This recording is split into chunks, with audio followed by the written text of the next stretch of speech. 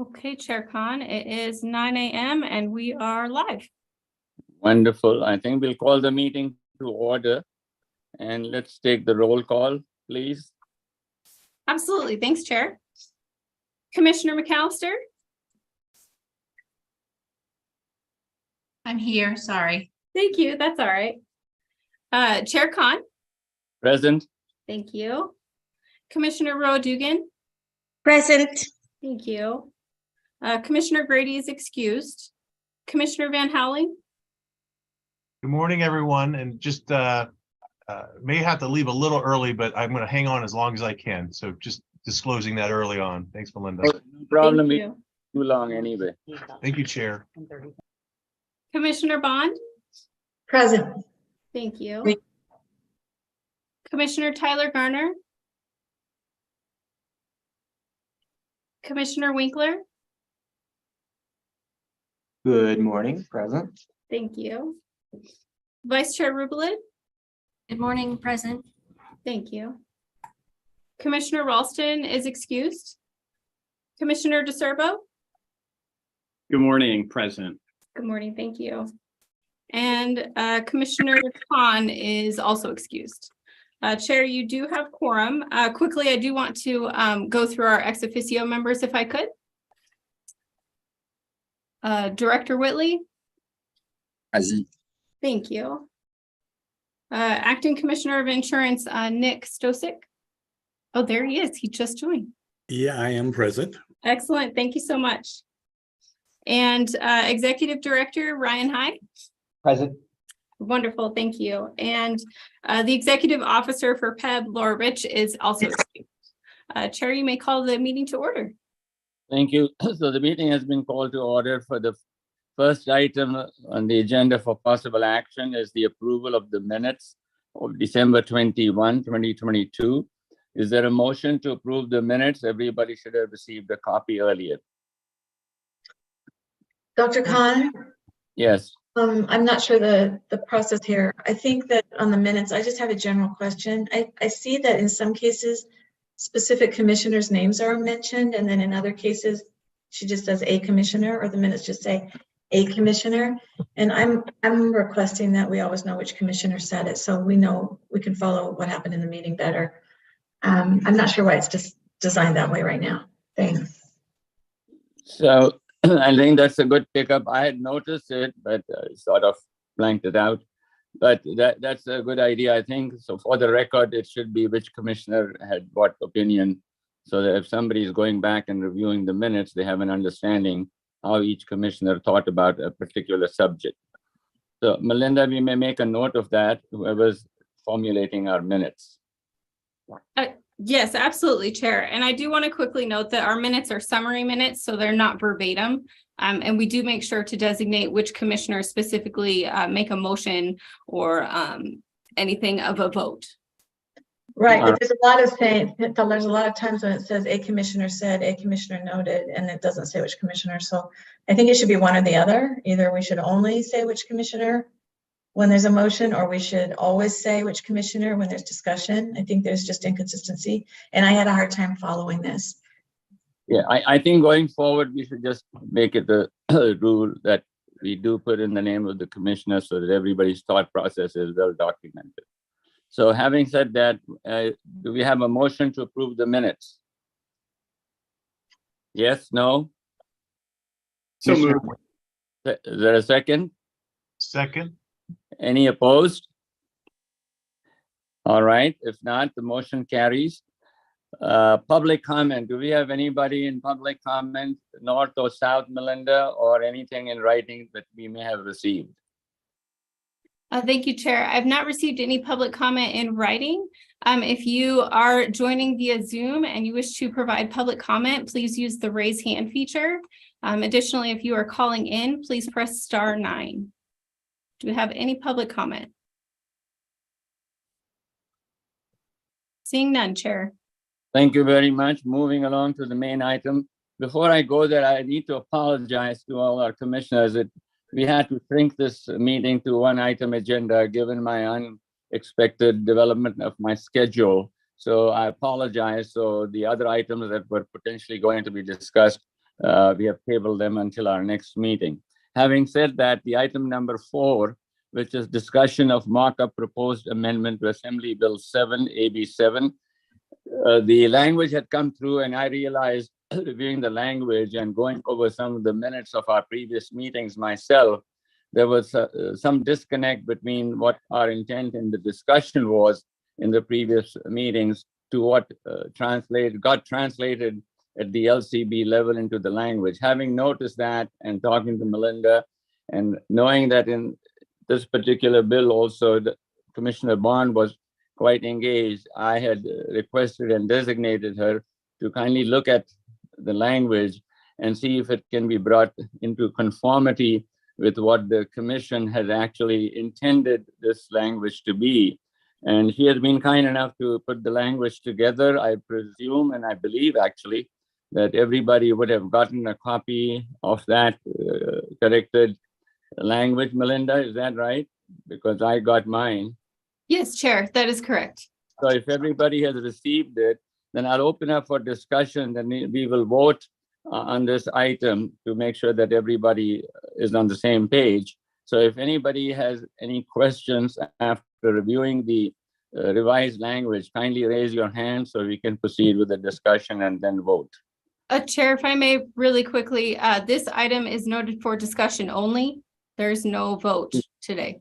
I thought we are supposed to approve or disapprove this language. So the once the commission submits the BDR, it is now in the hands of the legislature, and the commission can make comments.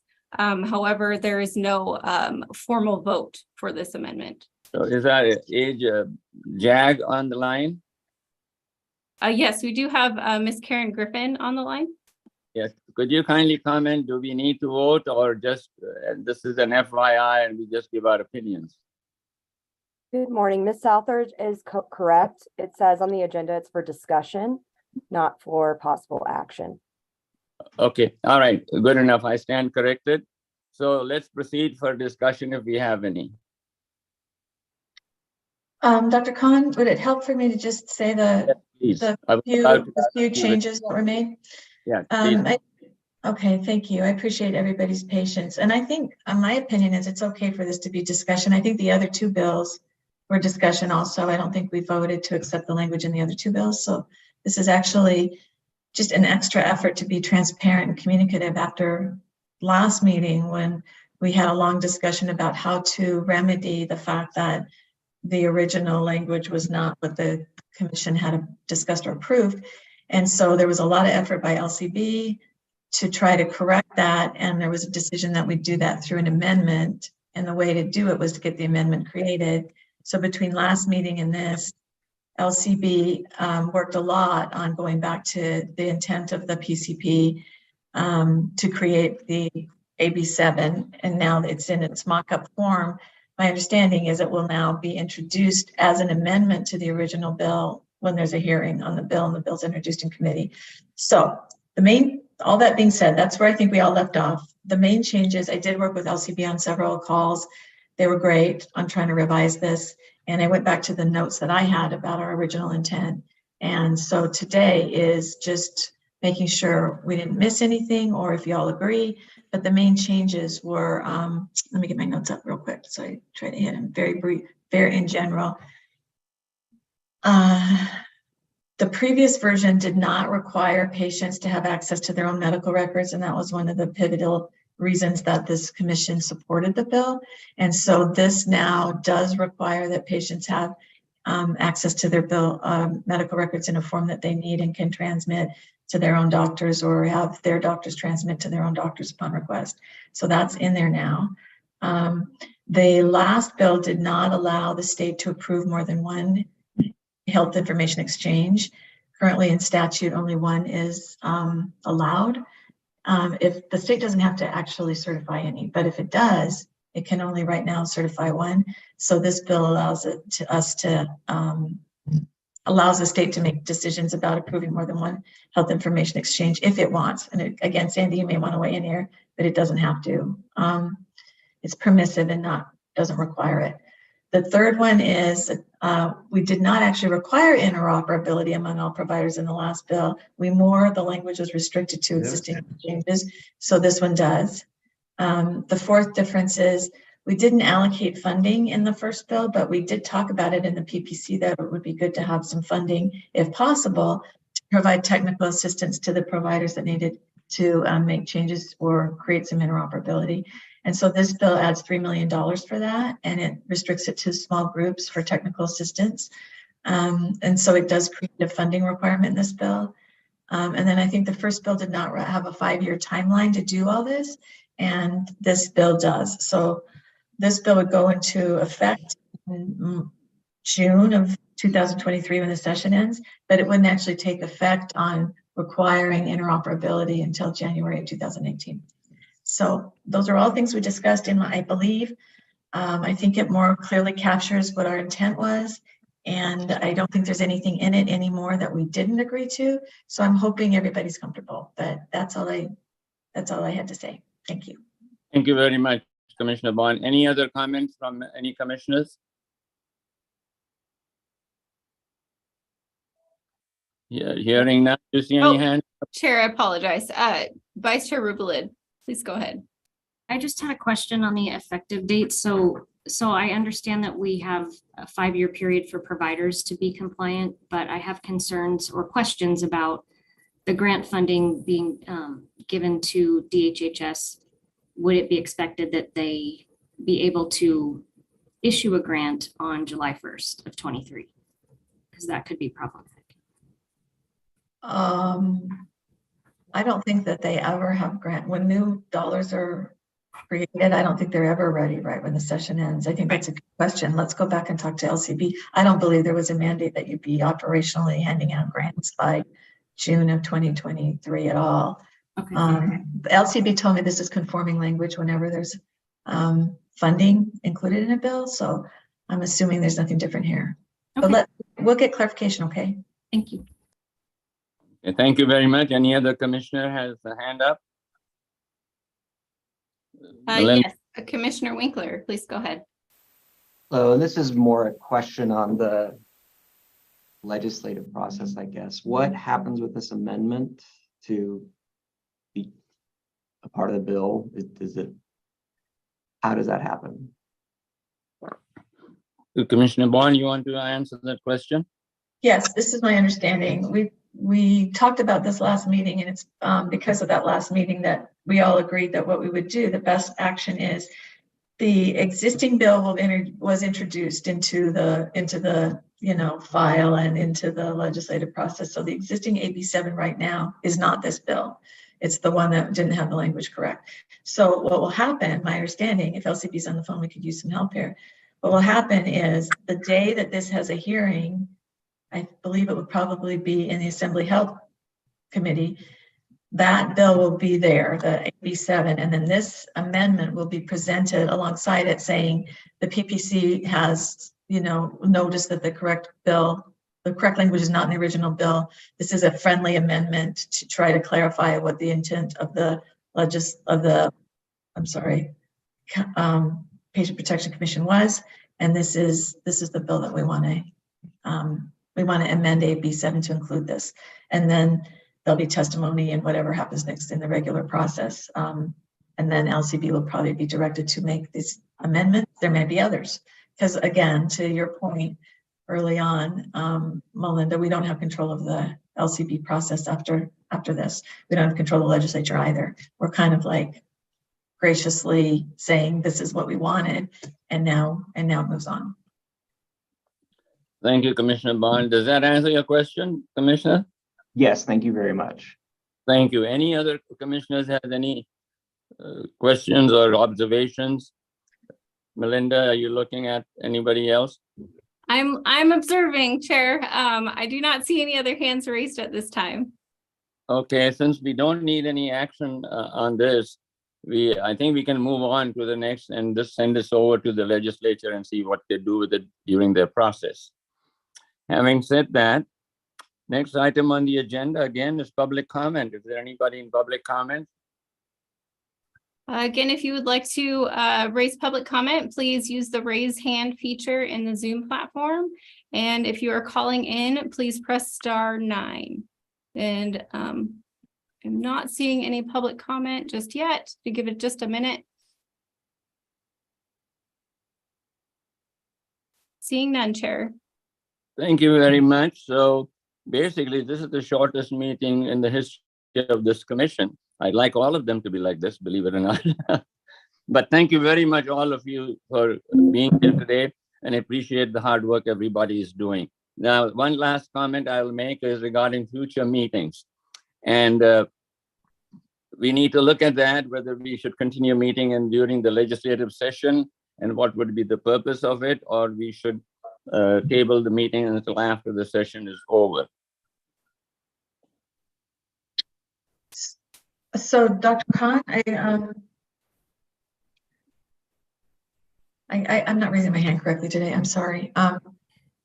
I am having a lot of trouble attending Thursdays, and I know we've had discussion about that in previous meetings. I could do it today because the meeting's so short, which I appreciate.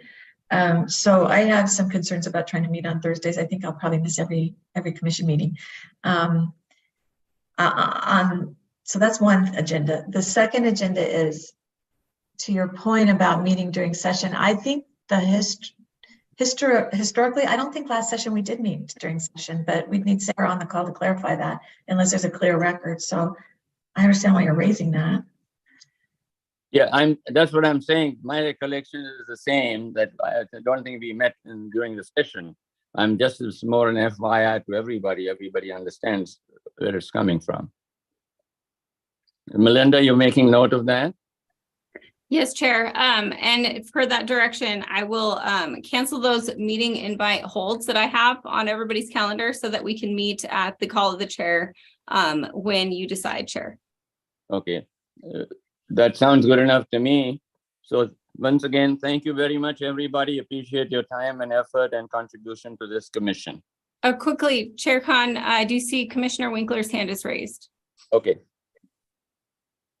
I would be very interested in getting updates from the legislative session about bills that affect healthcare and other aspects of our board. I'm tracking a few things that touch on things that the board looks at. So it'd be nice to, if we're not meeting, I don't know, newsletter, or it's just a way if there's something that pops up that we think we'd want to take up, we'd know about it. Absolutely, and I think Melinda is pretty good at it. She's been keeping us posted currently on our bills. But Melinda, since there'll be no meetings during the session, maybe you'll have all the time at your disposal to send us these communications. If you pick up something on the healthcare issue, just an FYI, shoot an email that this is what you heard today at the session. Yes, I'd be happy to, Chair. Okay, wonderful. All right, I think we could stand adjourned if that's all we have. I have one more hand raised. Oh, you have it? Okay. Commissioner DeSerbo. I'm just searching our bylaws real fast. I'm trying to pull them up. Do we have anything in our bylaws that speaks to frequency of meetings? Are we okay not meeting during the session? Or is there something in our bylaws and statute that says we must? Just not suggesting there is, just not sure. Not to my knowledge, because our meetings have been changed from whether it would be monthly or every 2 months. So we have moved back and forth on the frequency of the meetings based on commission's interests and availabilities. Correct. And there is nothing in our bylaws that demand monthly meetings. And Chair, I do see Commissioner Van Helling's hand is raised as well. Thank you, Melinda. Just a question and kind of piggybacking off of Commissioner Winkler's question regarding our 3 bills that we worked very hard on. What's the process? Obviously, we'd like to get updates, but what's the process of us actually testifying or making public comment on those as PPC Commission members? Obviously, it would be beneficial to have a presence and put context to that, but what's the rules around that? Obviously, I would like to track those and be present, but following up Commissioner Winkler's, in addition to how do we continue to support and try to see that these bills are actually accomplished and give context and faces to the PPC for many of our new lawmakers up in the legislature.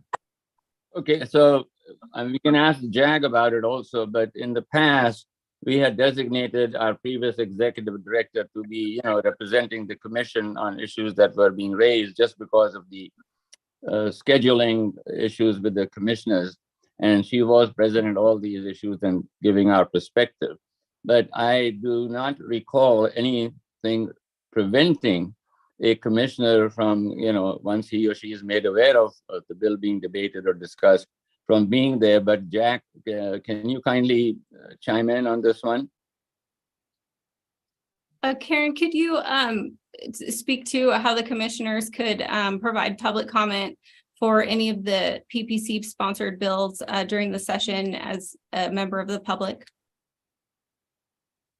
As a member of the public, I don't see any issues with them presenting public comment as they would like to. I do know I had a conversation recently about, I know that the governor has put some restrictions on certain agencies and things participating in the legislative session. But as I don't think that they can stop, no one can be stopped as a member of just the public, like not in their official capacity of going and commenting or participating. Does that make sense? Yes, thank you. That's very helpful. And I'm going to make it known that I will be present supporting our bills. So anybody would like to join me, let me know. Thank you, Commissioner Van Hollen. Any other comments before we adjourn? Yeah, I do see Vice Chair Rubelin. I would just add that I remember last session, Sarah did put out guidance to the commission on this specific topic, so we might be able to recirculate that. It was very specific on, I don't think we can testify as members of the commission. We have to be members of the public, that sort of thing. So maybe Melinda can find that and we can send that out again. Yeah, I think that'll be helpful, but that, as I heard the JAG say, that's exactly what she said. As public members, anybody can go, but without stating that they are members of the commission in that capacity, they cannot.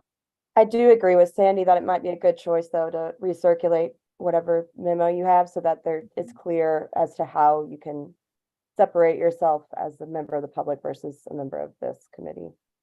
Right. So Melinda, could you kindly send it to us? You may have to do some research. Yeah, no problem, Chair.